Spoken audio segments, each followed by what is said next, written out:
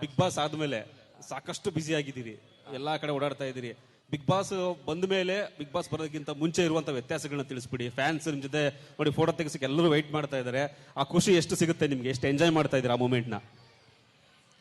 ಅಲ್ಲ, ಖುಷಿ ಇದೆ, ಬಟ್ ಕಾರ್ಯಕ್ರಮಗಳು ಹಂಗೆ ತುಂಬಾ ಜಾಸ್ತಿ ಇದೆ. ಬಟ್ ಅಭಿಮಾನಕ್ಕೆ ನಾನು ಯಾವತ್ತೂ ಚಿರಋಣಿ. ಈ ಪ್ರೀತಿ ಅಭಿಮಾನ ಏನ್ ತೋರಿಸ್ತಾ ಇದ್ದಾರೆ ಜನ, ಅದಕ್ಕೋಸ್ಕರನೇ ಒಂದ್ ದಿನಕ್ಕೆ 4-5 ಕಾರ್ಯಕ್ರಮಗಳು ಮಾಡ್ತಾ ಇದ್ದೀನಿ, ಜನದ ಜೊತೆ ಇರ್ಬೇಕನ್ನೋದಕ್ಕೋಸ್ಕರ. ಎಸ್, ಈ ಒಂದು ನೀವು ಹಳ್ಳಿಕಾರ್ ತಳಿಯನ್ನ ಬೆಳೆಸಬೇಕು, ಉಳಿಸಬೇಕು ಅನ್ನೋ ಹೋರಾಟ ಮಾಡ್ತಾ ಇದ್ದೀರಿ, ನಿರಂತರವಾಗಿ ಮಾಡ್ತಾ ಇದ್ದೀರಿ.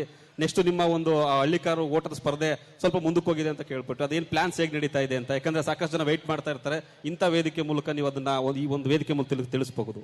ನಾವು ರೇಸ್ ಅಂತ ಮಾಡಿದಾಗ ಎಷ್ಟು ಲಕ್ಷ ಜನ ಸೇರ್ಬೋದು, ವ್ಯವಸ್ಥೆ ಇಲ್ದಿರ ಮಾಡಕ್ಕಾಗ್ತದ? ಅದಕ್ಕೋಸ್ಕರ ಮುಂದೂಡಿರೋದು. ತುಂಬಾ ಚೆನ್ನಾಗಿ ಎಲ್ಲರ ಸಹಕಾರದಿಂದ ಬೆಂಗಳೂರು ಜನತೆ ನೋಡ್ಬೇಕನ್ಬಿಟ್ಟೆ ಹೋದ್ ಸಲಿನೂ ಮಾಡಿದ್ದು.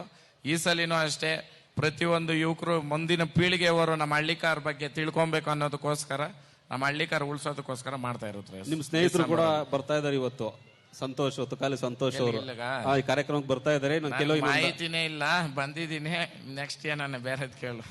ಎಸ್, ಮುಂದಿನ ನಿಮ್ಮ ಹಳ್ಳಿಕಾರ್ ಸಂಬಂಧಪಟ್ಟಂಗೆ ಯೋಜನೆಗಳೇನಿರುತ್ತೆ ಅಂತ? ಯಾಕಂದ್ರೆ ಸಾಕಷ್ಟು ಜನ ಇವಾಗ್ಲೂ ಕೂಡ ನೋಡ್ತಾ ಇದ್ದೆ ಸೋಷಿಯಲ್ ಮೀಡಿಯಾದಲ್ಲಿ ಒಂದಷ್ಟು ಕಾಲಿಳ ಕೆಲಸಗಳು ಯಾವಾಗ್ಲೂ ಆಗ್ತಾ ಇರುತ್ತೆ. ಅಲ್ಲ, ನಿಮ್ ನ್ಯೂಸ್ ಅವ್ರು ಇರೋದೇ ಹಂಗೆ ಕತ್ತಿ ಇದ್ದಂಗೆ. ನೀವು ನಿಮ್ಮನ್ನ ಹೆಂಗ್ ಬಾಳ್ಸ್ಕೊಬೇಕು ಹಂಗ್ ಬಾಳ್ಸ್ಕೊಂಡ್ರೇನೇನೆ ನಮ್ಕ ಇದು. ಯಾಕಂತಂದ್ರೆ ಕತ್ತಿ ಟೊಮೆಟೊ ಕಟ್ ಮಾಡಿ ಸಾಂಬಾರ್ಗೆ ಹಾಕೊಂಡ್ರೆ ಒಳ್ಳೆ ಸಾಂಬಾರ್ ಆಗ್ತದೆ, ಅದನ್ನೇ ಎತ್ಕೊಂಡು ಕೈ ಕಟ್ ಮಾಡ್ಕೊಂಡ್ರೆ ಪ್ರಾಣ ಹೋಗ್ತದೆ. ಹಂಗಿವ್ರು ಡೇಂಜರ್.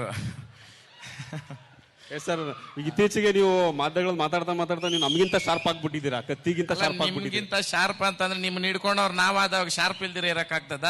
ಇರ್ಬೇಕು.